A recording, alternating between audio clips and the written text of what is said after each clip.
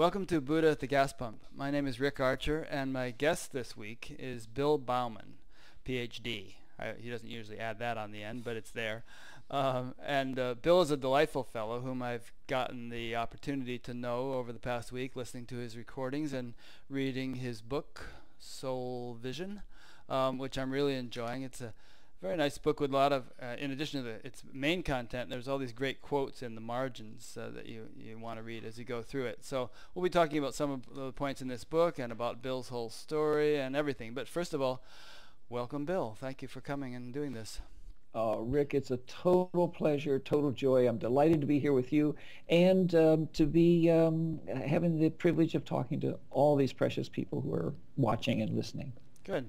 You may experience what we call the bat gap bump, which is I do an interview with somebody and all of a sudden their phone rings and they get a lot of inquiries and all that. That's sort of like the Stephen Colbert bump, I guess, Yeah. if anybody knows what that is. I don't know what that is, but there's a great quote from him, which is, the truth has a liberal bias. I love that one. I've never heard that. That's a wonderful quote. To all my conservative friends, give that Yeah. little dig. Here's a little bio of Bill that's on the back of his book cover. Bill Bauman, PhD, is a modern mystic and spiritual teacher. As co-founder with his wife Donna of the Center for Soulful Living, he leads seminars, retreats, mentoring groups, and other spiritual experiences to help participants become soulfully centered and infinitely attuned. Bill is a master of interdimensional living, a gifted healer, a powerful motivator, and an inspirational speaker. He currently lives peacefully and expansively amid the beautiful red rocks of the American Southwest, more specifically Las Vegas, in a high-rise condo. But there's red rocks out there if you go. They are there. So, Bill, what I like to do in these interviews, and what people have requested that I do actually, is to kind of cover two main bases. One is just the person's life story, their spiritual odyssey, all they've been through, which leading up to and then subsequent to, in many cases, usually some watershed moment of awakening. And also, and sometimes in the context of that, people usually, if they're a teacher of some kind, they usually have a teaching, things they like to routinely say to people. So let's cover all those bases, and I'll interject questions as we go along. Okay, sounds perfect, Rick. Good. So shall we start with a life story? That sounds good. I'm never great at listening to myself talking about myself, but hey, I'm willing to give it a big shot here. Okay, and I'll goad you every now and then with a question. Okay, that sounds great. And you want me to talk about my life more in terms of awakening? Yeah, your whole how everything centers. Sure, around not necessarily Yeah. how I was a Boy Scout and then I did this, but in terms of what you consider germane to your whole spiritual path. Yes. Okay, that's great. Actually, the pain of that is I never was a Boy Scout. I always wanted to be a Boy Scout. So let me cry and sob right here about that. But other than that, just briefly, I started out as a Catholic priest, not when I was born, but actually, in my mid-20s. Uh-huh. And through all that training, the main thing that happened to me was I fell into my heart. Everything became about love, which I felt was the center of Christian teaching. But beyond that, I began to see it as the center of human living. And so everything to me was about heart. It was about love. I began to see that and feel and experience and relate to all of life and people in terms of our interconnectedness, our interwovenness, the way we support each other, care about each other, even if we're yelling at each other, that there's some underlying thread of a way we're trying to support each other and come together, unify in some way. So that was really there. So I was a Catholic priest for a very brief amount of time. I had heard you say that you at one point you heard the Moses voice saying, "Bill, I want you to be my priest." Those Moses voices you don't ignore right. without great pain, actually. So it was actually at a very young age I heard that voice inside, and it was a loud, booming internal voice. It spoke with great authority. So I did follow that. Not that I ever really personally wanted to, but it's one of those things, when when the voice calls you, you do it. Yeah, and so there really was that Moses voice that really is one never ignores, and so I absolutely followed it, even though yeah, there wasn't a lot in me that said I really wanted to be a Catholic priest. But anyway, I became the priest, and to me, the big part of that was about love. It was like my initiation into 2,000 years, not of establishment, not of organization, not of all the political history, but of just the pure essence of it, which is love. So I when I got to the point where it was just time to leave that, I took love with me. Love somehow got ingrained as a solid core center of my being, if you will. So I entered the field of psychology, got my doctorate, and through all the years of psychological practice, and I specialized a lot in deep psychotherapy, just driven to go to the depths of human living, love was always there. And it was a beautiful experience. I loved my psychological time with people because it was a very loving way of kind of massaging their depths and helping them grow in lots of ways.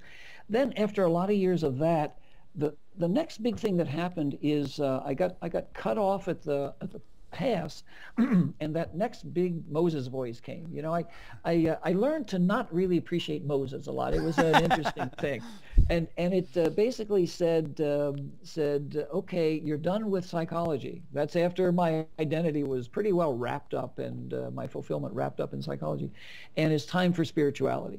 And so within just a couple years, all these gifts, healing gifts, visionary gifts, energy gifts, etc., just like dumped into me, which was a major learning curve. But the learning curve was that, but it was also sense of identity. It was that was the curve. It's like, oh, spiritual being, ooh, big time spiritual being. You know, we use the word Moses voice somewhat jokingly, and we think of that, of course, as the big booming Charlton Heston thing that, you know. Yes, right. But right. Do you really mean, was it really that overt or gross, or was it more a still silent whisper, just this sort of gentle impulse that you had learned to recognize and that moved you in a slightly different direction? Yeah.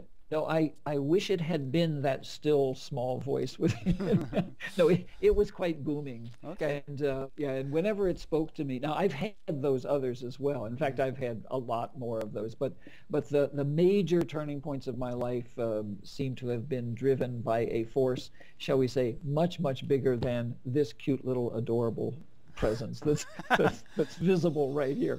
So. So what was fascinating about all that is I'd always had this mystical side to me, but it was in the background, and so my identity was very human. And so all of a sudden my regular human identity started slipping to the back burner, and then gradually off the stove, as quite quickly my whole sense of self became more expansive. So from there, I just quickly, with some odd set of circumstances, became a religious science minister for a while, still doing a lot of spiritually oriented sessions, healing sessions on the side, and did that for a few years. But then became... Let's zoom in on what you just said a little bit more before we go on. Okay. You know, I mean, there's that popular saying, it's in your book actually, that, you know, we think of ourselves as human beings having a spiritual experience, but we're really spiritual beings having a human experience.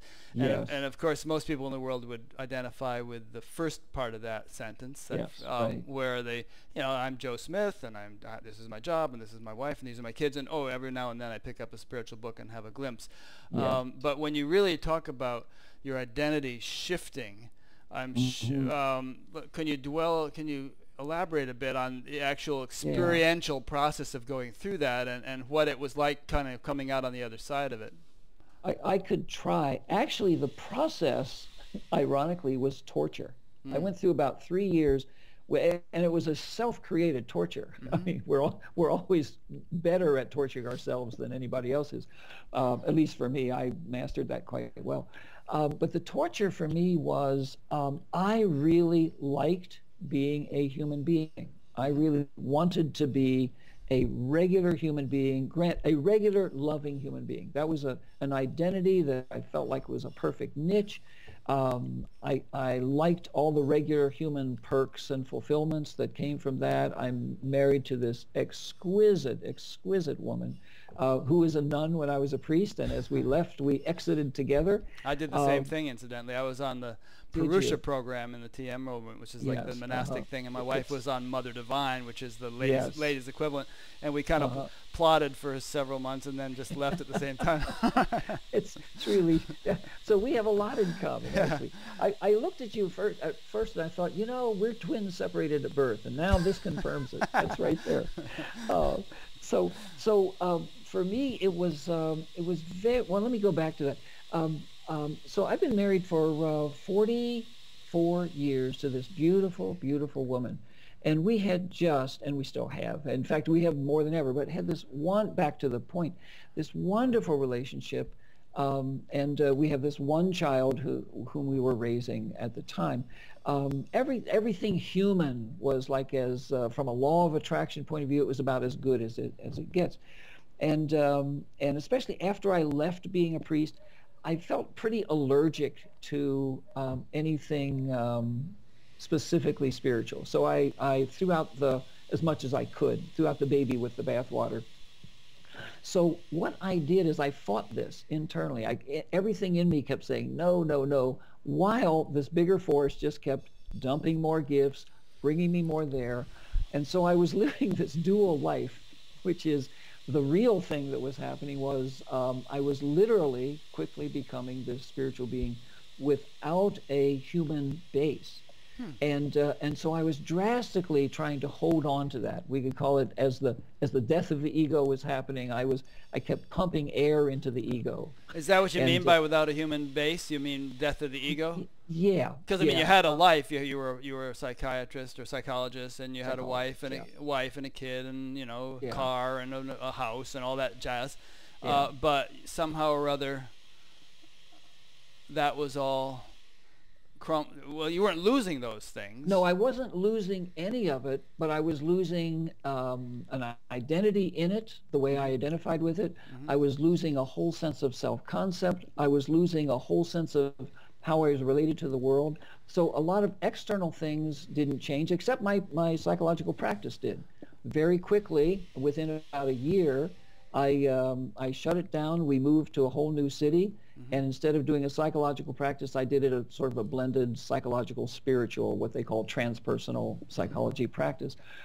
Then did the religious science minister thing about half time in this city, and so back to your question, the learning curve or the growing curve was horrendous, and it truly was.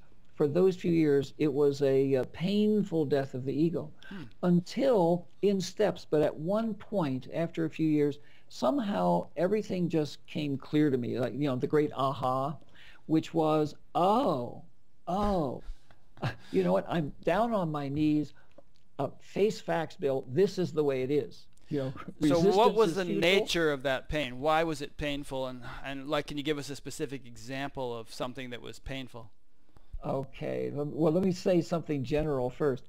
I think after, with that whole Catholic priest experience, which was the best of times, worst of times. The best of times was all the love and the relationship with and helping people in a great servant mode. I just love that. The tough part was the organizational part of it was very heavy for me, very restrictive, very punitive, if you will, because I was sort of always getting in trouble by the things I was saying and doing. And so I think I felt subconsciously betrayed by God. Like, yeah, you call me with the Moses voice, I say yes, and then it's just all pain. Okay, so then I think I just said, okay, good, God's up on the shelf, I'm free to be me. And so what this represented to me, and this was the painful part, is, ooh, I'm not in charge. I'm not in control here. I thought this was my life. Ooh, it's not my life. And so what I noticed from that point on is any number of things happened over the years that if I, little Billy, Bill Bauman, if I wanted something, it didn't happen. If I didn't want it, it happened. And of course, in hindsight, the great gift of that is oh, oh, it's not about, I don't live here in a way that lets this be fulfilling in the regular human way. Yeah. I live, you can't see my arms here, but I live in this bigger spiritual space, and everything about me is guided, moved, directed, supported from a much, much bigger field, if you will. Yeah, so little Bill didn't know what was good for him. He kept wanting things that weren't ultimately what he was supposed to have. That's and right. so you were like swimming against the current, Yeah, I was right? the 2-year-old stomping my feet. Yeah. and convinced that if I kept stomping hard enough, it would surely work. And it's, so it sounds like you finally got that pounded out of you after about 3 years. That's the perfect verb. Yes, exactly. Pounded and beat out of me. And it was that moment when, oh, I get it. Like in The Wizard of Oz, surrender Dorothy written in the sky. Yeah, well, yeah. Scratch Dorothy, put Bill. So I really got it. Like, oh, then I just launched into, I let go of the whole human thing. And I launched into the spiritual, and I just opened myself with a strong abandon, actually. Where I realized, I really got at some deep level how critically central being spiritual is in my life. And I think, just as a little mentoring kind of a expression to anybody who's watching and listening, I think one of the values of rebellion, one of the values of resistance, is that once we get to the end of it, no matter how painful it is, and really get the picture, then we've really got it. Whereas if we're just kind of conformingly going along, the whole of us doesn't necessarily show up. So that was the value in that resistance to me. Either that, or I'm making up a nice story about what a great value it was. So then all of a sudden, oneness came in, and I got like almost obsessed with oneness. What is oneness? So I read books on it, and I never had a mentor, a spiritual mentor. I never was allowed a spiritual guru, teacher, system, if you will. It was all internal. Yeah, I was going to ask, because you never had a mentor, and it also, I kind of got the impression that you actually weren't doing spiritual practices. You were just sort of being driven along by this force, irrespective of what you did. And that kind of fascinates me, because I've always been a practice kind of guy, and it always interests me when I see people who've just, they're just given a shove, and it keeps on shoving, almost against their will almost. Yes. Yeah. I actually tried to do a detour a couple times and get a spiritual teacher. It was not sweet. It's that same thing where, it's like, if you go outside of, how life is moving you, and you try to do it a different way, it doesn't work. Well, it was a fascinating thing. In fact, I had a lot of friends along the way who belonged to different spiritual movements, organizations, followed different teachers, gurus, etc. And for a little while, I was kind of jealous of them, because it's like, oh, they have these nice, neat systems, philosophical systems, spiritual systems, practice systems. And I used to think, well, plus they had a nice sense of belonging. Belonging to that community, that mindset, that spiritual system, and yet what I noticed is, over the years, and I don't say this judgmentally at all, but as I kept growing, I watched many of them sort of stay right at the same place they were, just kind of still that same sense of belonging, which was just fine and right and probably perfect. But for me, I think maybe the reason I wasn't allowed to fit in somewhere is because it was just important for me to keep growing and keep growing and keep growing. And that became my path, was just to kind of blossom like a flower into one level of experience, and be there for a while, and then just keep moving to the next. So it's a very astute observation, actually. I mean, I've seen that with spiritual groups where people get kind of calcified in a particular niche, and then sometimes you'll see that they leave the group, and very shortly thereafter there's some big awakening. It's almost like, or maybe maybe they have the big awakening and then they leave the group, but it's almost like the chick. It's time for the chick to leave the incubator. And stay in the incubator any longer. It's not helpful for the chick nor his fellow chicks. It's good to get out of there.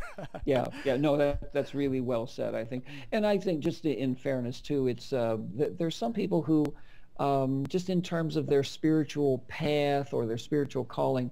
They're there. That niche is a perfect niche for them, maybe for the Exactly. rest of their life.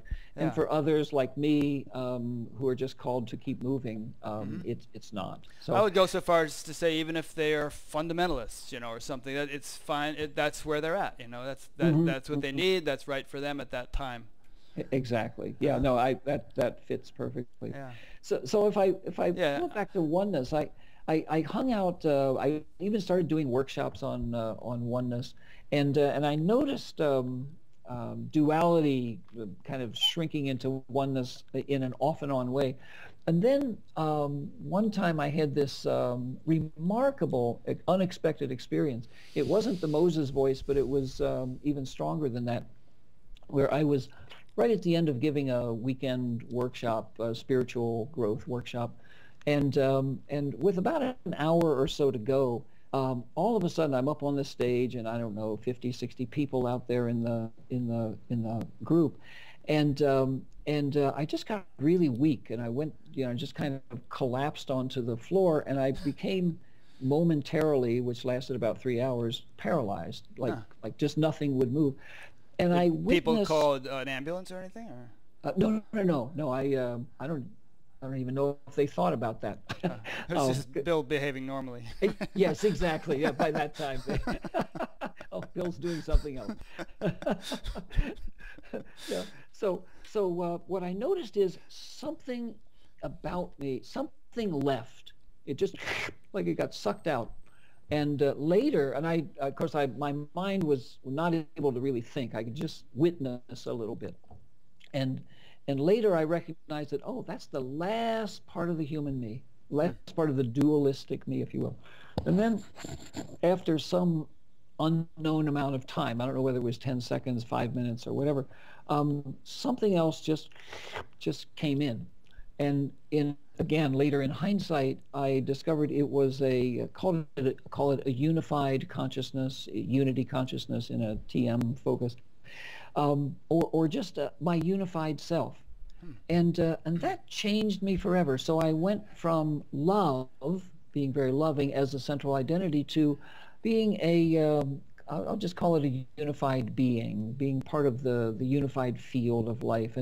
And so everything that I saw from that point on um, was seen through a unified perception. And specifically what that means is, and this is a terrible thing. I couldn't judge anything anymore. It was awful. It was like, oh, one, it just was, but oh, gee, look at that. It's just beautiful how it is. Hmm.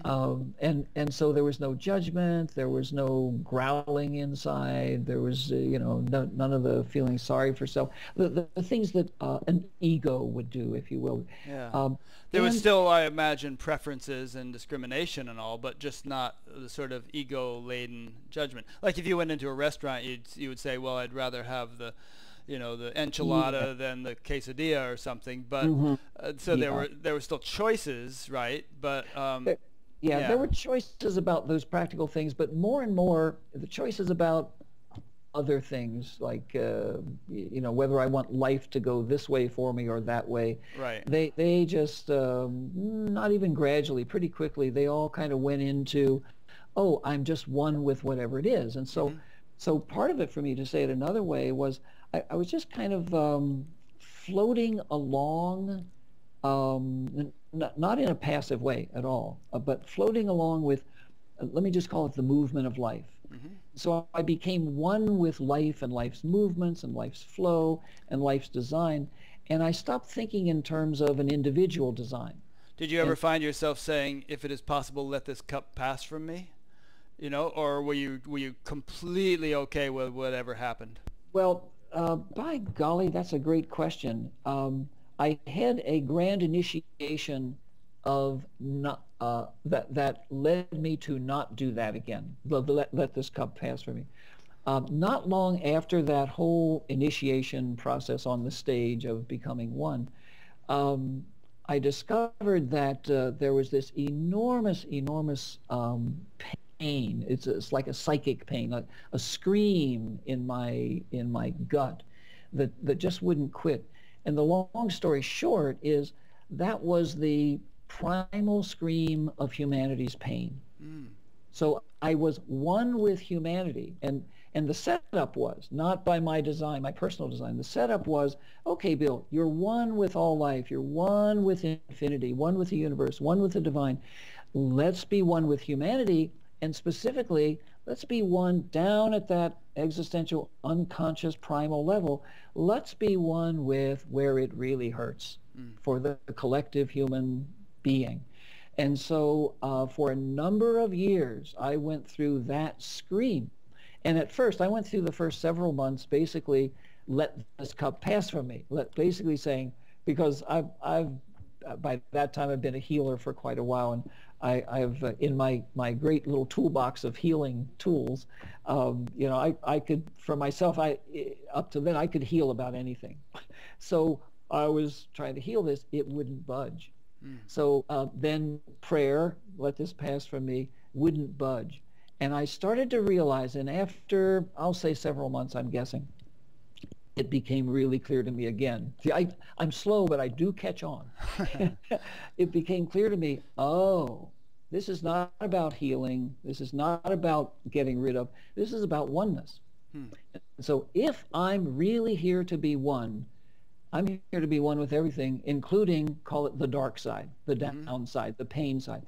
And so in all those years, what I did is I just loved it and I became one with it. I just sort of sank into it. And in that, not only did I let go of let this pass from me as a style, but if I may use the verb, I mastered, or there was mastered in me, this capacity to just be one with anything, no matter what. So even from a healing point of view later or through and after that, it's like if someone presents anything to me, a cancer, an insanity, the terrible level of whatever, I just become totally one with it. Go ahead. Yeah, I want to interject 2 points there. Maybe I'll interject on the first point, and then you can comment, and then I'll come back on the second point. The first one is it's interesting because what you seem to spontaneously experience, this complete surrender, going with the flow, letting things unfold as they are. That's often offered as a prescription to people, but in your case, it just became a description of what happened to you pretty much unwillingly. I mean, automatically, right. But you read all these teachers who tell people to do that, and I'm not sure if that works so well sometimes. So, yeah, any comments on that before I go on to the next point? No, having watched myself tell people that a lot, I get it doesn't. Sometimes it takes, but most of the time it's like, yeah, sounds right. Yeah, I should do that. That's right. I'll try to do that. Yeah, it's like some great tennis player saying, "Here's how I do it." And you go like this, you go like that, and then somebody like me watching and listening, and it's like, I understand what you're talking about, but I can't do it.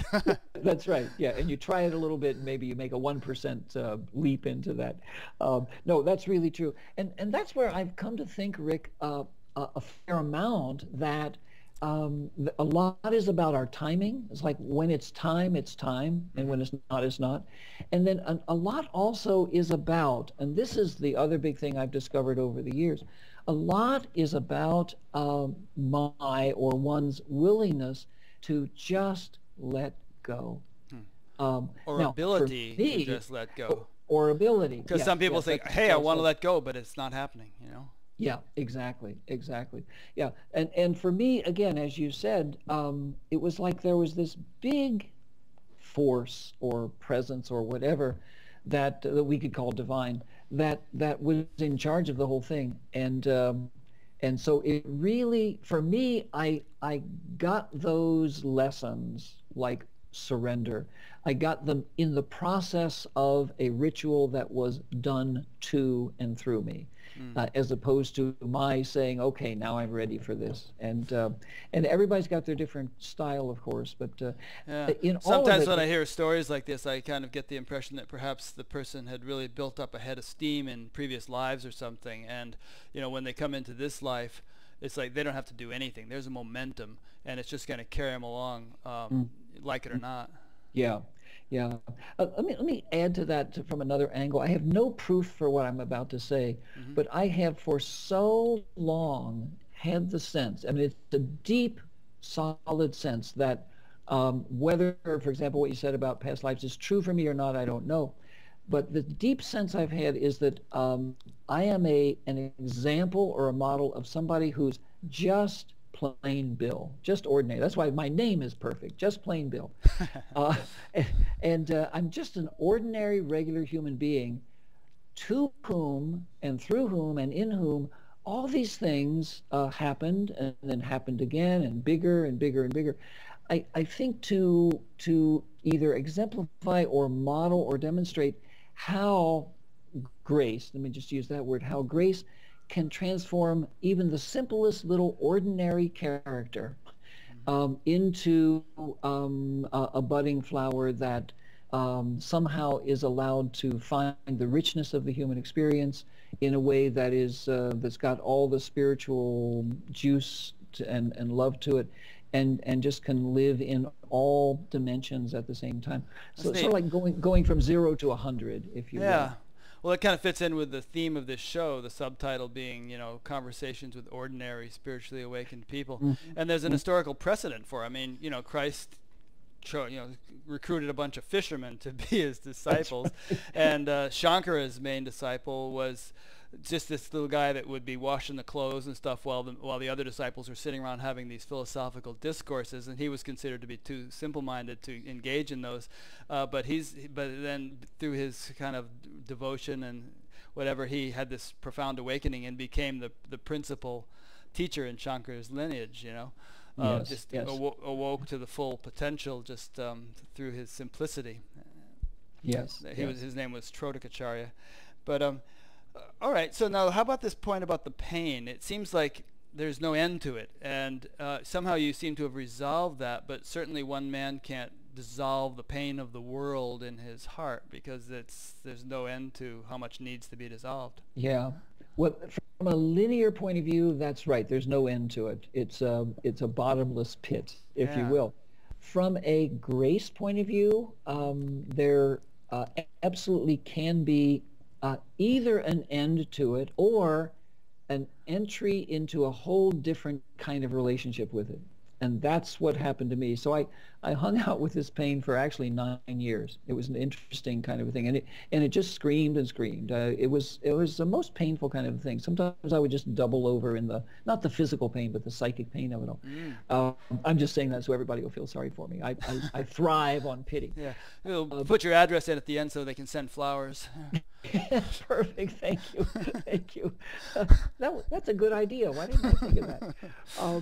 So what happened after 9 years, and I felt it starting to move almost a year before the end, is apparently I had just become one with it, and let myself move into that place where there was just no distinction. It was like that was pain, and it just was, and just in oneness. The magic of oneness, I think, is that all of a sudden the pain stops being in a dualistic relationship with me, and we enter into a unified relationship. So from that point on, and that's been a lot of years now, I'm guessing 17, 18, 20 years, whatever.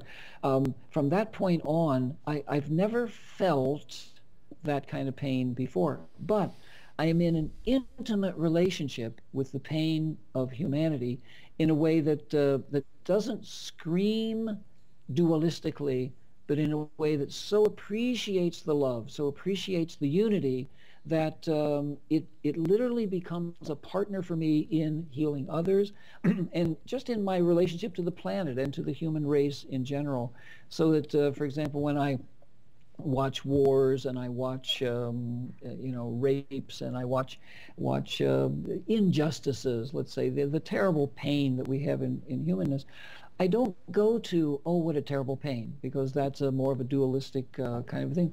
I just go to this embrace of oneness, and then just in that embrace, I just kind of watch blessings kind of ooze into the situation, and it's very sweet. So being in oneness for me and for many other people I've helped be there. But for me, is just this most sweet, God-like loving of this human race.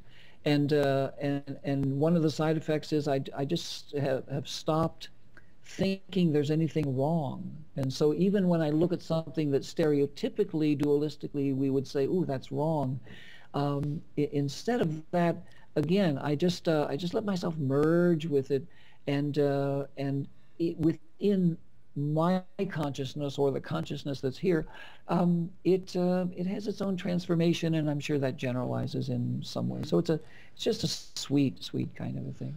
So what was your reaction, for instance, on 9/11? Well, it was a fascinating reaction, fascinating, because at that point I was kind of in my next step, which was my essence or beingness or divinity step, which is, oh, everything just is.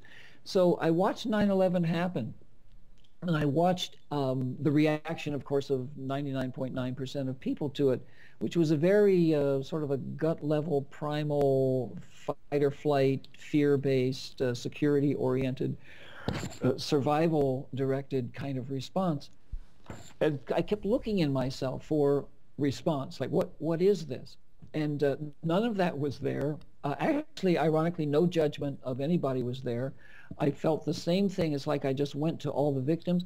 I went to all the perpetrators in the exact same way, and I just sort of let my beingness wrap around them, and I just felt for them. I felt deep compassion. I felt deep love. I felt deep honoring, and I feel like that's sort of my calling to life. Maybe one of the gifts I give to our humanness is just no matter what the stereotypic judgment might be about anybody, that I just let myself totally unite with who they are, how they are, what they are, and let the magic of that do whatever it does. So my response was a non-judgmental, love-based, deeply inner peace-based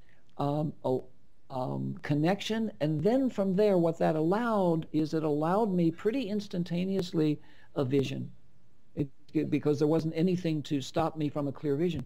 And the vision was, oh, I think we have just witnessed a major initiation, a global initiation into the beginnings of a new humanity. And of course, out of that has come the whole 2012 myth-based kind of a thing, and the moving from the Piscean age to the Aquarian age, just all the labels we want to put to that, and then everything that's come from that, where we're still going through this major turning point, if you will, into this remarkable new time. And so if there was, and if anybody's got judgment about 9/11, 2001, I apologize for this remark, but it felt to me like that was in some way a real gift, because it invited us all to get out of our comfort zone and show up in a different way. So that was sort of my reaction too. I mean, when I saw that happen, I thought, "Whoa, it's happening! You know, things are really changing here." But this pain thing I can relate to too, and find it very interesting. I find myself kind of contemplating situations where people are subjected to extreme suffering and like torture and things like that, and you know, kind of wondering, kind of just. Firstly, I mean, coming at it from a number of angles, wondering, you know, how I would hold up under such a thing, whether any degree of awakening I've achieved would actually be sustained, and also, you know, why such things happen, why, you know, where would a person have to be at to inflict that on somebody else, and then kind of taking it out to the God level of, oh, okay, well, it's all God, and he's the torturer, he's the torturee. And somehow this is entertaining on a cosmic level, you know. It's just part of the whole grand Leela, you know. Yes. But for some reason, I find myself processing this stuff. I'll be out cutting the grass, going through this scenario, and feeling like I'm working through something. Yes, trying to help the mind catch up to the bigger picture of the whole thing. For what it's worth. Yes. You know, apropos of this point about pain, it seems like we all develop a kind of a shell, like a clam or a snail, and the shell, it both isolates us, but it protects us, you know, so Hmm. it's kind of necessary. And it almost seems like awakening into oneness is a process of dissolving the shell and becoming more vulnerable, but somehow not having that be lethal. You know, you want to elaborate on that a bit? Wow, I loved your words. I could just sit with those words. I think you said it beautifully. No, it's really true. Somebody I just this morning in this morning's mail, I got this book as a gift from somebody in the mail called Undefended Love, and so I've not had a chance to look at it. But I love the title. It's like there's some books I haven't read, but the title grabs me, you know. Mm-hmm. And so Undefended Love, I think, is what you're talking about. It's like yeah, the beauty of oneness, and if I may say it, saying yes to oneness, and just letting go into being one, is bit by bit usually.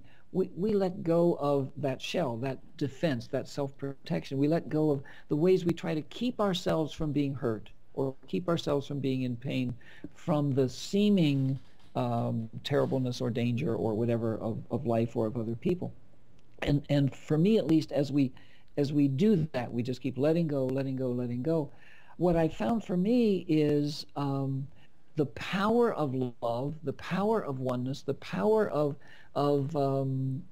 a willingness to dance more intimately with all facets of life, not just human beings, but the stuff of life itself.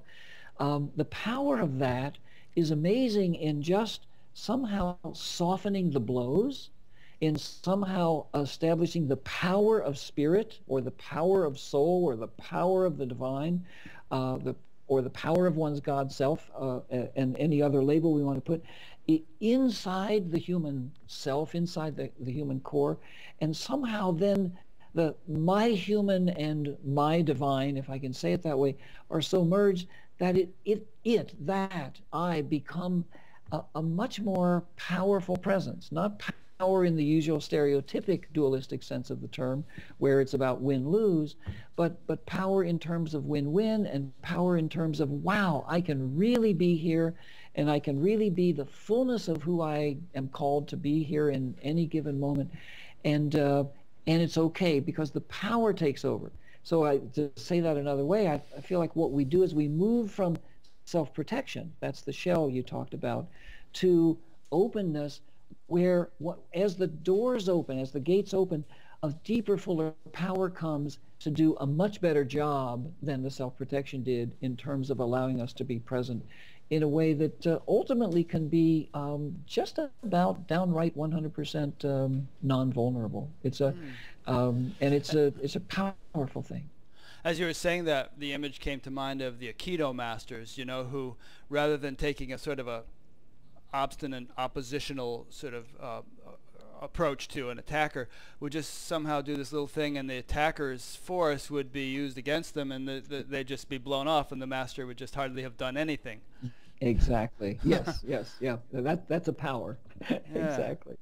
So do you feel, though, that at a certain stage of a person's development, it's necessary and appropriate for them to have a shell and to be protective? Perhaps they don't have the inner wherewithal, the inner strength to, or the attunement to this sort of cosmic intelligence to operate as you're describing, and that it can't be, that shell can't be shed instantly. It has to sort of be a process that might take years.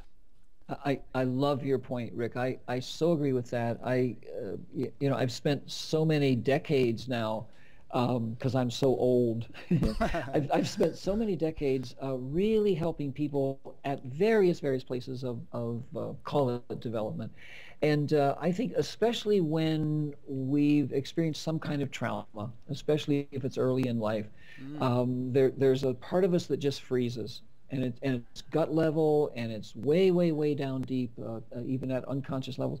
We just freeze. We partially paralyze. While the rest of us keeps going on and growing, something in there says, "I'm too scared," and so and it's often a really painful kind of a thing.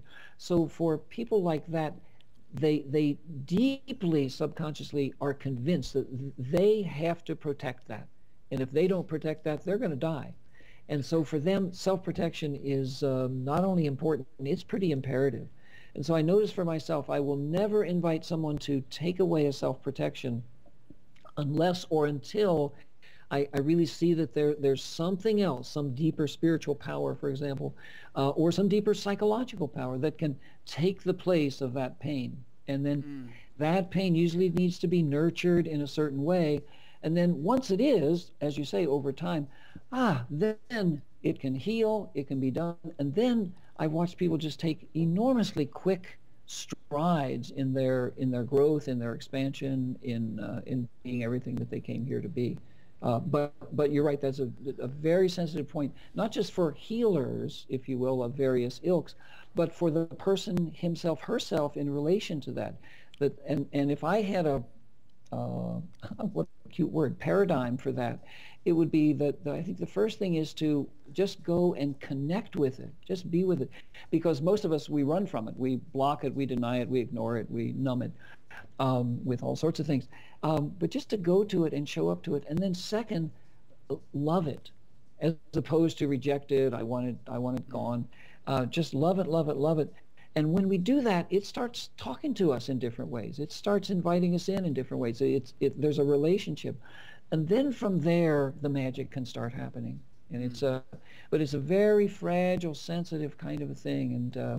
And it's just really, really precious. I know for me, when I'm feeling called to really be present to someone in that circumstance, what a joy it is for me just to go and be passionately, quietly in love with that pain. And the power of love in healing even the most violent, vehement, tragic, explosive kind of pain or suffering that's there is just enormous. It's just to me, it's a delight to watch love do what all of our theories about love say it will do. And to me, I can almost intertwine the words love and oneness. Yeah, I was in an encounter group back in like about 1969 when such things were in vogue. And yes. And I saw this process where people's sort of defenses would be hammered down and shattered, Yes. but without there being given any kind of counterbalancing strength or inner resources to be defenseless, and it would really be shattering for people. A very crude Yes. and inappropriate way of helping. Yeah, exactly. Yeah. See, you and I are twins. I had those experiences too. Good. Yeah. One thing you mentioned in the recordings I was listening to were, and maybe this is dovetails with the processing pain phase you went through, but you said several years of deconstructing beliefs and concepts. I found that kind of interesting. Mm-hmm. Yeah. Well, thank you. Yeah, I forgot to mention that. This was back probably in the mid-1980s. It was another Moses voice. It was really cute. And the Moses voice said, Bill, I don't know why it wouldn't call me Moses all these times, but it's always Bill. Bill, it's time to unlearn everything you've ever learned. And I thought, well, that's fascinating, because by that time I had degrees up the wazoo, and I wasn't overly attached to everything I knew, but I think I was attached to it. And so I ignored it. It came back. I ignored it again. And I don't know, after the fourth, fifth time, I decided, resistance is futile. And it felt right. All of a sudden, it felt right. So I decided I was going to just, every judgment I had, every thought I had, every theory I had, every interpretation, every value, every principle, all those words, every assumption I had, every idea I had, I was just going to take it and just put it on some invisible table next to me, so just to empty out my mind, to unlearn everything I ever learned. Well, I had no clue when I started that what kind of a project I took on. This took me about 3 years. And I just did it. It was a practice. It was a practice that felt sacred, felt important, like I had to do this, and it was amazing. I had no idea how many thousands of layers of thoughts we have, and it felt like there was a bottomless pit, and there wasn't. But I noticed after a few months, I had just gotten rid of enough that I started to feel unexpectedly scared. I thought, whoa, what's that? And I realized, oh, my whole sense of safety and security in relation to the world, not whole sense, but was in some way related to, oh, I can think it away. I can categorize it. I can have a theory about it. I know something about it. So that I noticed was a shield I had protecting me from life. So I went through the few months of fear, a little bit of terror, and after a while, somehow I started feeling okay. It's like, oh, okay, I got through that. I've lived. It's okay. I'm still shedding all those, and so I went on, and after about 2 years, I noticed myself starting to think, well, gee, this is I can tell the barrel is getting emptier. I wonder what it'll be like. And right about that point, I started to experience people not so much in terms of thoughts, interpretations, theories, ideologies, principles, but more in terms of their energies, their emotions, their feelings. I did that with nature. It's like there I was all of a sudden a tree hugger. It was awful. No, I just their feeling. That's it. So feeling nature, feeling people, feeling their hearts, feeling their pain, feeling their beauty, take the air I breathed. It was like, oh, I can feel that prana, that chi, like I've never felt it before. So when I was less in the mind, and let me change that. When I was less in the constructs of the mind, I started noticing, this was the strangest thing, strangest discovery for me. Oh, my mind and my thoughts have feelings. So, and I, most of us, we think of the mind like a computer. It's the logical Mr. Spock quality of us, if you will. Oh, that was good.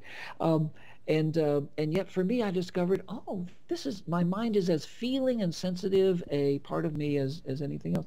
So after 3 years, boom, I hit bottom. It was like, oh, all of a sudden I looked, and there was in relation to everything, there was no more thought about it, and everything just was. It was really strange. Now, that can be humanly embarrassing, and it was from time to time, like somebody's talking to you, and all of a sudden, the conversation's there, and they're looking at you because it's your turn to say something. You're just spacing out. and there was nothing to say because, oh wow, it just is. Internally, it's wonderful, but yeah. So there were a few or several a bit embarrassing moments on the outside, but what it did for me, oh my gosh, what it did for me is, and this was the point right at the end, boom, it was emptied out. My mind almost instantly looked for its new job definition. And what it did, all on its own, it just hooked into my heart. It bonded and merged and unified with my heart. And then I watched over the next few weeks, my mind, again, all on its own, decided, okay, my new job is to take the wisdom of the heart, the truth of the soul, and figure out, which is what a mind is good at, figure out how to manifest that, how to express that, how to put that into gear. How to put that into a three-dimensional world. And my mind was so happy. I never thought about a happy mind, but all of a sudden my mind was feeling fulfilled. It was like, I'm unified. I found my dharma. I found my niche, and it's been living happily ever after since then. It's a really just it was amazing, just amazing. So again, if I yeah, that's all right. Let's unpack this a little bit. So yeah. It sounds like another one of these things that you just hung on for dear life, and this thing happened to you. You weren't sort of the prime motivator of it. But it does sound a little bit more practice-like than some of the things you went through. It's like you went through layer after layer after layer. And was it sort of, were things just kind of bubbling up, and a concept you'd find yourself making a judgment about something, and then you think, wait a minute, is that really true? Almost a Byron Katie kind of process. Do I absolutely know that's true? Was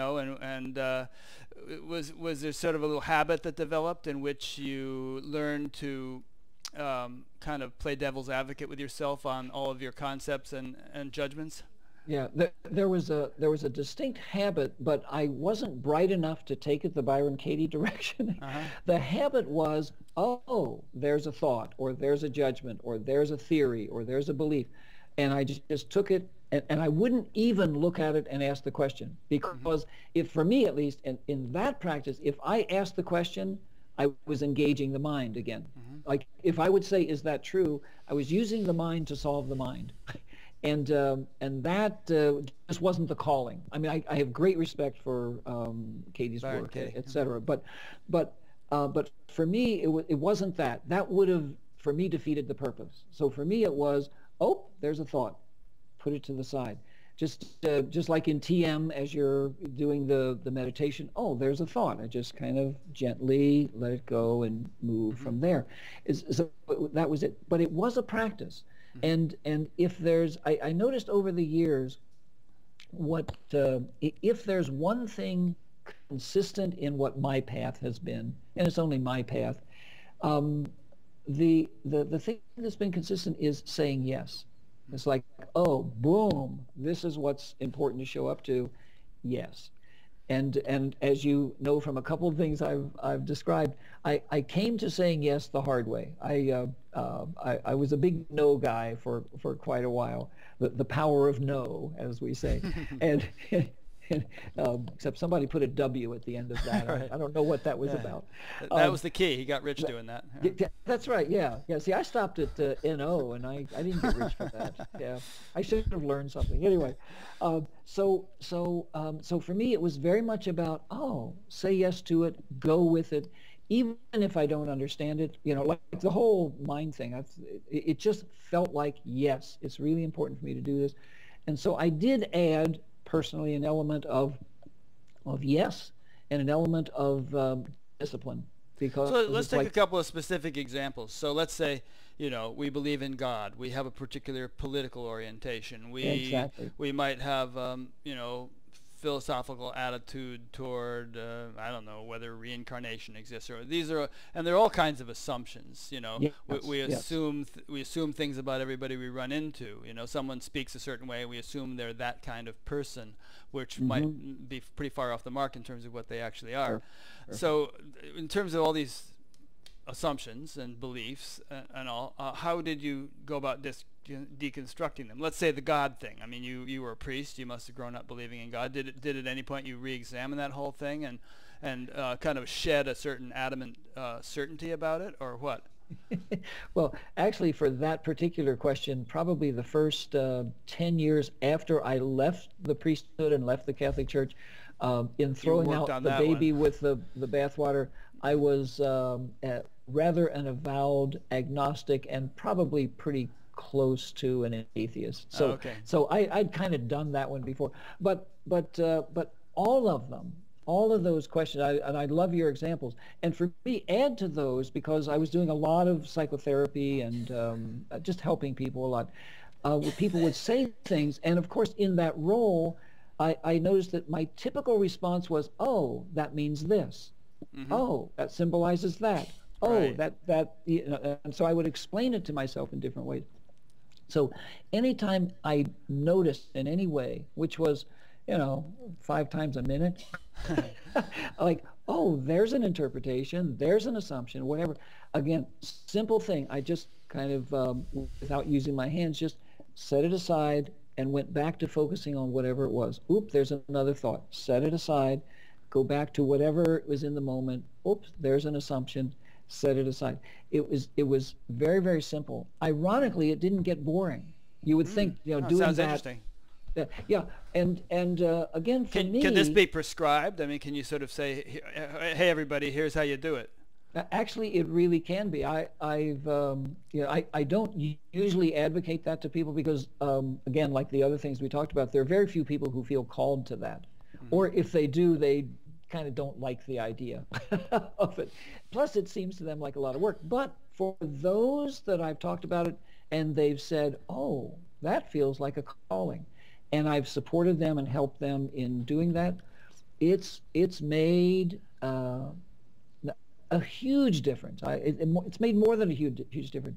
It's like dissolves so much of what we would spiritually tend to call ego or small s self, and it just kind of opens them to, it like opens doors to infinity, just because that one little way that we use the mind is out of the way. And I've watched, for example, some people from various spiritual traditions who tend to find me so I can, you know, help them with their awakening or their enlightenment or their realization.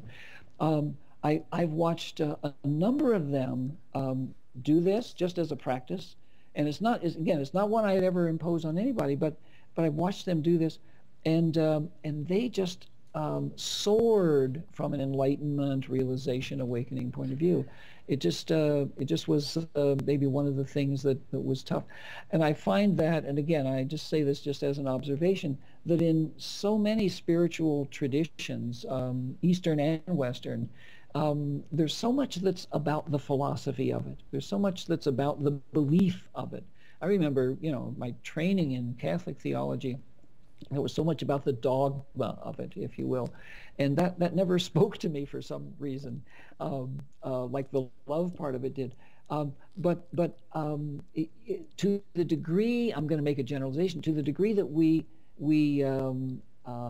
wed or marry the philosophical dogma teaching aspects of it to the spirit of it, there's a good chance that those teachings will subtly help in certain ways, like, oh, wow, look at that. But really limit us in other ways simply because we wind up kind of holding on to those kinds of things. Oh yeah, it's like two hungry guys standing outside a restaurant looking at the menu. I believe that the chicken is going to be better. Well, I believe that the fish is going to be better, and they can stand there and starve to death arguing about beliefs, you know, as opposed to going in and actually having the experience. Yeah, I like that. Can I use that? That's sure, it's all yours. Analogy. Okay. And so it's interesting, you said that when you had somehow worked through this whole process, you actually did get to the bottom of it. You have a good way of getting to the bottom of things. Yeah. You seem to kind of the pain of humanity and then all of your assumptions. You're kind of like, yeah. There is a light at the end of the tunnel. Right. If I stick with it long enough, somehow it resolves itself. And that to me is the beauty of spirituality, is to me, ultimate spirituality, if that's even a term, is much more about just sort of letting go into the mystery, the grace, the love, the divinity, the magic of what it is, and just by totally letting go into it as almost the only tool or practice, somehow, and it may take time, somehow the magic happens. Now, again, like for all that pain, that was a 9-year cycle. That was that was not an overnight deal, but there's so much magic in life. So the magic that happened when you got to the end of this questioning assumptions phase was, you said, the mind kind of took a back seat and you became centered in your feelings, and the mind became more of a tool to manifest the feeling level into practical reality. Yes, and my mind felt like it was an intimate part of it. It was a team player. And my mind felt like it was as spiritual, or is as spiritual as is my heart, as is my soul, and was just delighted to have a whole new way of being in relation to everything. Yeah, I mean, some people in spiritual circles talk about getting rid of some of these things. You get rid of your ego, you get rid of your mind and all, and I always have thought of them as just tools that have kind of taken too predominant a role, and it's not that you get rid of them, but you just, everything gets more proportionally balanced, so things take their rightful place and serve their rightful function. Yes, absolutely. Beautifully said. And so when you entered into this phase of feeling things more intimately, more subtly, the trees, the people you encountered, I presume you mean ordinary circumstances, like you're in the supermarket and you tune into the checkout girl and just as a subtle kind of affinity or feeling there that you wouldn't have had in the past. So maybe you could describe your life a little bit at that phase, you know, what it was like to be Bill operating in that condition. And I'm sure you're still operating that way, but it was new to you at that point. It was new, and it was basically a whole new relationship to life. The nature of the planet started feeling different to me.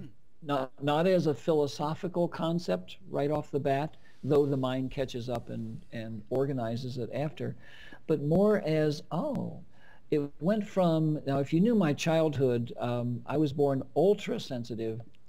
I felt everything. The world felt like a terribly hostile, dangerous place to me. It was the earlier part of my life was not very sweet that way. So I'm using that as a contrast. So after this, I started noticing the sweetness of creation, the sweetness of human beings. Even if somebody was yelling at me, I noticed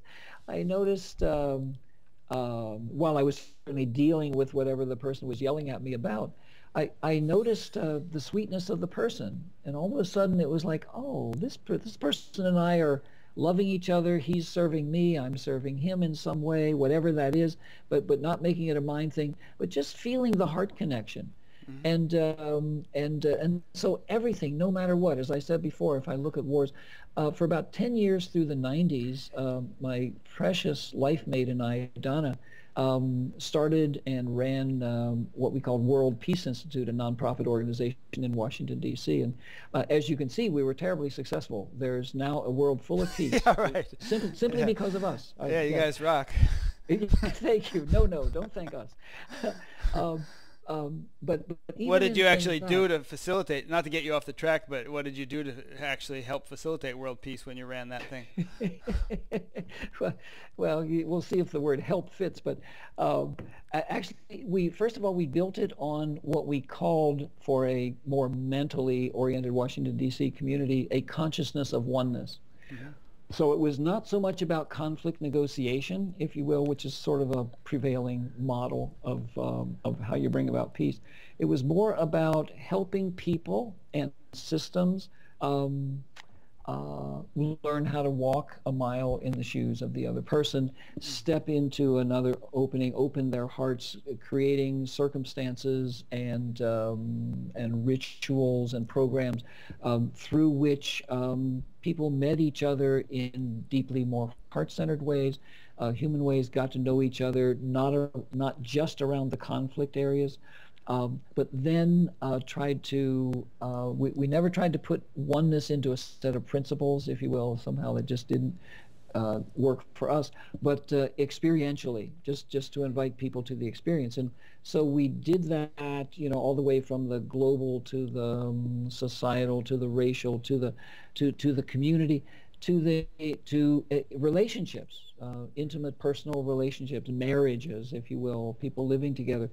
The people in relation to themselves is like the theme is, oh, if I can become one with another person, even though I may hate that person, or if I in relation to myself can become one with my body, even if I hate a facet of my body, it's the same principle. If I can become one, then the magic of oneness starts to enter in and calls us in a bigger way. I noticed that almost all those conflict negotiation treaties that they would come up with, that they would sign, they usually lasted a few years, and then what they did is they died. They didn't get followed through with, and so I was looking for something that would touch us and bond us at a deeper level. So that's a lot of what we did. And of course, my big joke about that is once we created world peace, we shut it down. So yeah, right. Was this like back in the 70s, 80s, something like that? No, this was through the 90s actually. Oh, through the 90s. Yeah, okay. Yeah, from about 1990 to 99, something. Okay. Like that. So we were talking about, the reason I brought this up is, and the reason you brought it up was we were talking about that even though people may appear antagonistic to one another, on a subtler level, there's some kind of heart connection going on. I mean, would you say that Yes. that's the case in every situation? I mean, is there a heart connection going on between Assad and the people that are trying to get him from power, and he's bombing the heck out of them? There's some kind of love thing going on some deep level? Actually, ironically, through the eyes of oneness, that's really true. I'll share with you an example I share with different groups from time to time. Back when I was a psychologist, and I used to used to try to do relationship counseling, marriage therapy, I would watch people at a conscious left brain verbal level, like yelling and screaming at each other, to a couple, two people. You know, if you would only change, then I'd be happy, and you know, you son of a whatever, you know, blah blah blah. And then I would watch, because I could see energies back in those days too. I would watch their hearts, and I watched this kind of love communication going on from heart to heart. And if I would tune into the heart communication, the heart communication would be saying something like, "Look, I'm really sorry I'm beating up on you out here. It's the only way at a conscious level I know how to do this. But I really love you. Thank you for walking through this with me." And when I first started noticing that, again, You thought, I'm am a I hallucinating? discoverer. Yeah, exactly.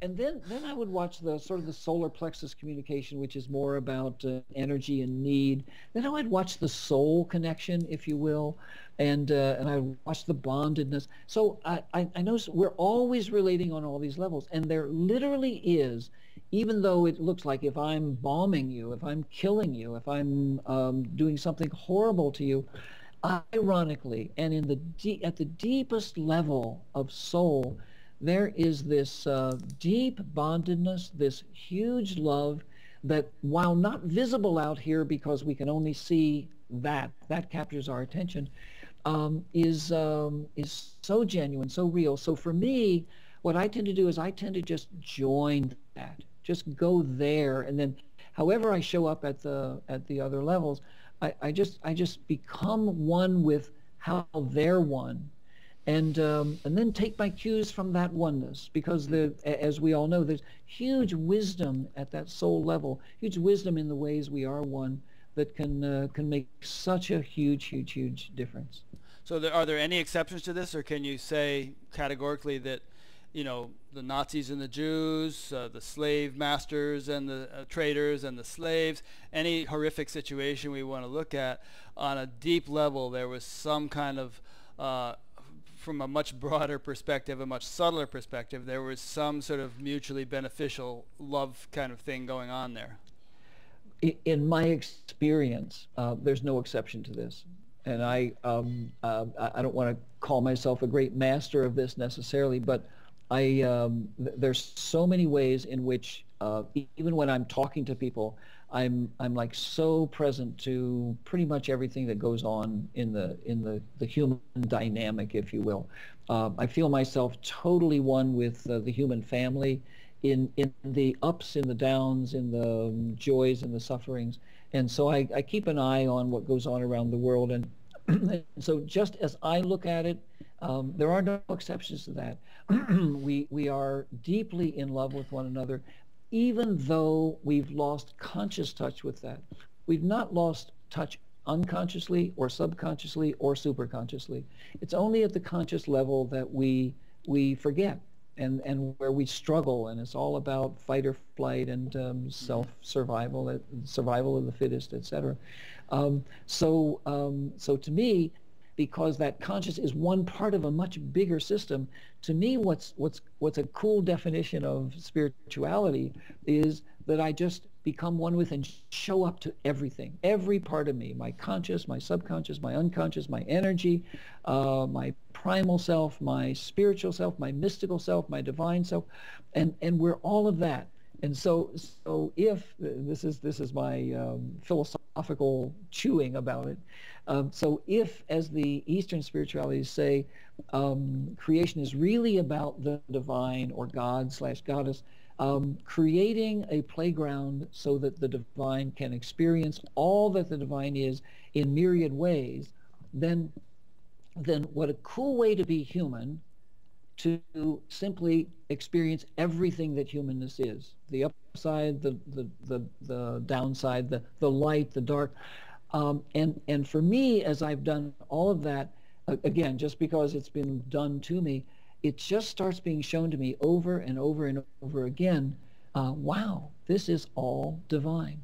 This is so anything dark, it's amazing. So just I'll say that one other way. Again, I mentioned I did a lot of depth psychotherapy and even spiritually, whether it's in the context of healing or just supporting someone's growth. I'm always really, really present to every facet of a person, including that dark side, including or that seeming dark side, and including any pain. And what I've just discovered, because it's been shown to me over and over, that no matter how excruciatingly awful something feels, if we go there, spend enough time with it, massage it in enough different ways, love it, care for it, at some point we go deeper into it and deeper into it, down into the core of it, down into the soul of the symptom, if you will, and we find God. We find the divine. We find love. We find perfection. We find beauty.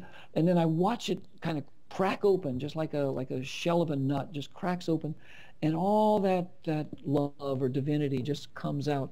And that's what the healing's about, I think, is finding the divine within the seeming problem. So, yeah.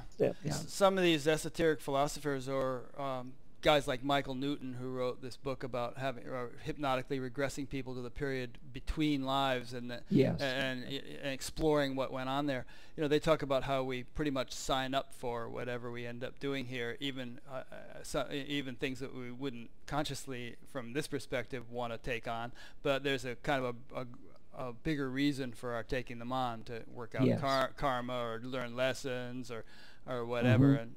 And so, you know, it helps to kind of take that perspective, because otherwise we talk about the Nazis loving the Jews and vice versa. It can be very offensive to some people, but yeah, that's right. If we do that just at that left brain level, it does make sense. It can be totally offensive as well as perplexing. Yeah, for sure.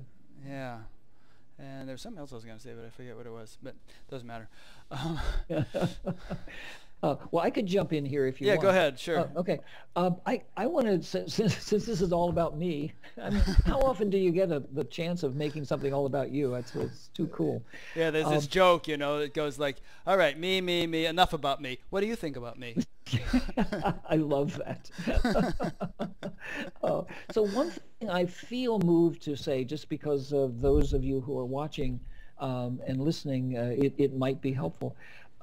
So I went through everything I've described, and then a couple more expressions of that where I just was really one with the infinite, and just felt, and then one with all the many dimensions of life. You know, like in string theory, they talk about all the dimensions that are there. So I've become an intimate resident in all of those places, and again, it was like the Moses voice once again said, "Okay. Wonderful, Bill.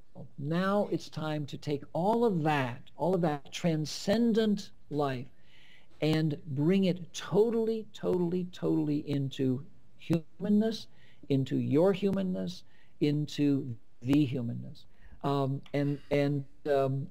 instant picture I had with that was, so often, especially in Eastern approaches to awakening, enlightenment, it's really very much about transcending. It's very much about kind of not totally leaving the human behind, but leaving the human behind. It's like so human doesn't get a lot of great press. It's really much more about being in the divine, in the spirit, in the light, in the oneness, if you will. So all of a sudden it was time to do the seeming reverse of that. So that felt right to me in a way I couldn't explain. So I watched over the next years. I just watched all of that come into and play out in my humanness. And to make the long story short, I noticed that everything that's out there spiritually, in the infinity of life, is in here. It's in here. It's reflected in every chakra. It's reflected in every cell and atom. It's reflected in every physiological system. It's reflected in every energy. My whole aura is filled with infinity, and my even in my brain and mind, there's a whole what do I want to call that, dimension of life that's being played out, and so every human being is, in a way that's accessible internally in the human, every human being is all of the divine and all that emanates from the divine. And so I witnessed that, watched that again, said yes, showed up to it, and was in quite a bit of awe about, oh, it's all here. So a lot of what I try to do these days is I try to help people who maybe don't necessarily feel called to a traditional enlightenment path, awakening path, to find the equivalent thereof within themselves. And so there's a way in which, when it's all about me, it can be all about life as well. So I tend to use the human as a laboratory setting for discovering how amazing life is just in this being called self. And then in that experience, this being becomes every being and becomes all of life. A slightly different approach, but it's magical to what's the American Express commercial? Don't leave home without it. Right. So to not even have to leave home and find, not American Express necessarily, but find divinity and infinity just in this space. So it's to me, coming from that, one of the side effects is, wow, every human being is an exact replica in a completely unique sense, each person being unique, exact replica of the divine and all that is there. It's just the most exquisite kind of thing. And so that's a lot of what I hang out with people these days. Man is made in the image of God. That's exactly it. Yeah. It's great stuff. There's this whole thing going on in the TM movement, and I can't really do justice to it, but there's whole books are being written about it, analyzing how, just what you said in great detail, how the whole cosmos is within the physiology, and the Veda is within the physiology, and there's actually these amazing correspondences between the number of suktas or verses in Rig Veda and the number of nodes on the central nervous system and this part of the brain and this part of the Vedic literature and so on. And as I said, I really have a very layman's understanding of it, but it's the attempt is to show that there's a correspondence between the structure of human physiology and the sort of governing principles of the universe, which the Vedas are purported to represent. So fascinating stuff that people might want to look into if it strikes a chord with them. Yeah. So and hearkening back to the pain issue, I just wanted to wrap up one point about that. I'm sure that you wouldn't have your appendix out without anesthesia. So there, although I did interview a guy who actually has root canals and stuff without anesthesia, he says that he just gets into this detached state and there's no suffering, so he doesn't bother with the anesthesia. Personally, I wouldn't make that choice, but I suppose, would you agree that at least for most of us, there's a valid reason for blotting out pain under certain circumstances? For numbness. Yeah, absolutely. What is ironic, in my psychological days, for several years I specialized in hypnosis and hypnotherapy, and I literally witnessed a lot of people going through surgeries without anesthesia. Wow. Just under because hypnosis. of getting under hypnosis. Yes, exactly. No, not without hypnosis, but so the hypnosis was the modality, if you will. So it is absolutely possible. I don't feel called to it. That's it. I mean, I could do it. You could do it. We could all do it if, I think, A, we felt called to it, and B, we responded to that call by saying, yeah, I'm willing to specialize in finding that, whether it's a hypnotic state or an out-of-body experience or whatever altered state it may be. Yeah. But for me, it's just not a calling. So Yeah. if I go through surgery, I'm delighted to be drugged. Yeah, me too. Knock me out. Yeah, yeah. But I really Actually, respect those people yeah, who do what you described. more power to them. Now that brings up an interesting point. You know, a lot of in some spiritual traditions, and actually the guy I interviewed last week affirmed this in his own experience. Um, you don't lose pure awareness if it's really established, even if you're under anesthesia, even if you're snoring like a sailor in the middle of the night. Pure awareness is shining inwardly. Is that your experience? It is my experience, Uh-huh. and in fact, it's very, very, very strongly my experience. That for me, it's I guess the word established. It's like it's boom. It's there. It's got roots. It is. It's an intimate part of me. It's the central part of the whatever me is here, and so it's here to stay. But what I notice with a number of people who are there in beginning stages of that, they still have that old mentality of, oh, I could lose it. And it's just like, if we're afraid of something, sure enough, that's what's going to show up. So, ooh, I could lose it. I want to make sure I don't lose it. Like how Mm. many people have Yeah. all of you heard, I've heard from people, I want to make sure it's permanent. And Right. just whatever unsureness is in that will tend to create the illusion of it's gone. It'll Yeah. create a space where, oh, it's not there. Hmm. It's like the Just doubt sort of undermines it. yeah, Yeah. exactly, exactly. And so it's often a calling at those points to help that person just not question whether it's there, but kind of go to where the doubt is and Hmm. help that out a little bit. Okay. Um, Again, in the TM movement, which was my background, Yeah, Maharishi kind of outlined these stages of development. He talked about, establishing pure awareness, and then he talked about having perception refined so that you're beginning to see the celestial light value of everything. And then he talked about the unity phase. And you've described all these things, both in this interview and in your writings and other lectures and stuff that I heard. Um, is there any of that sort of, I mean, I think his outline was necessarily like a roadmap, didn't correspond precisely to the actual territory it represents, but it was a rough idea yeah. of how things may unfold. Um, it was quite a while ago that you had that unity experience, and then you went where you laid down on the stage, and then you went through some other processes after that. Do you still feel like you're going through processes of further unfoldment and refinement and deepening and so on, and what might those be? Uh, the cool thing, Rick, is you ask really good questions. Yeah. How do you Thanks. do that? No, don't answer the They just come to mind. um, it's first of all, there's a real distinction that, at least for me, I think is important, and it may be helpful. I think in this sort of awakening deal, one gets to a certain point where we move from linear and quantitative to qualitative and experiential.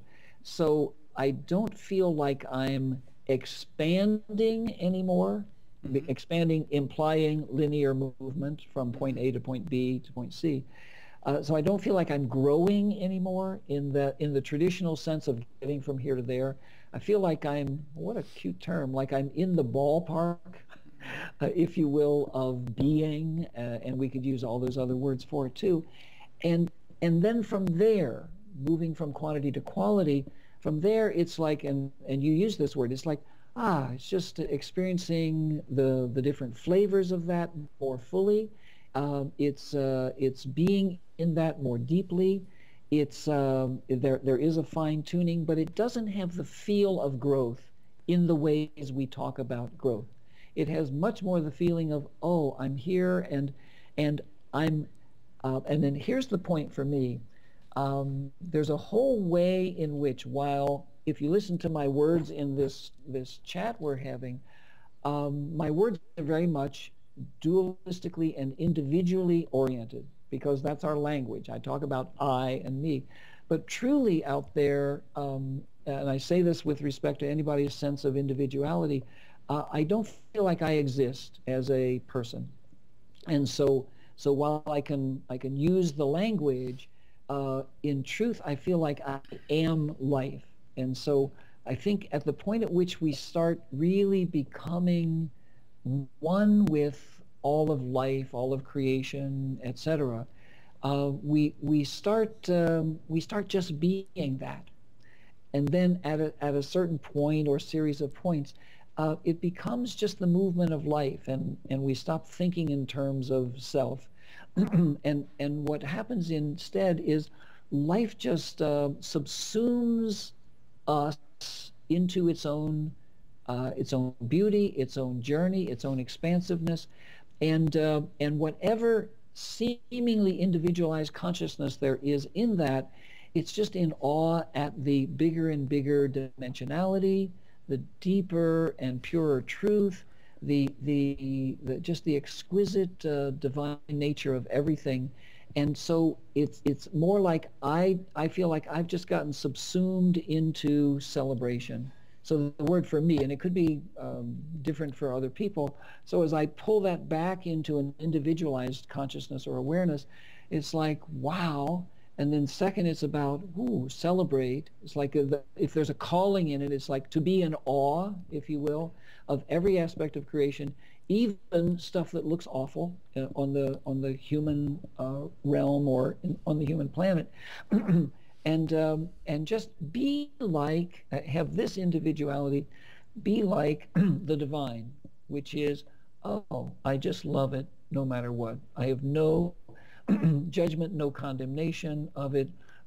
All I have is this grace-filled desire to just keep being drastically in love with everything.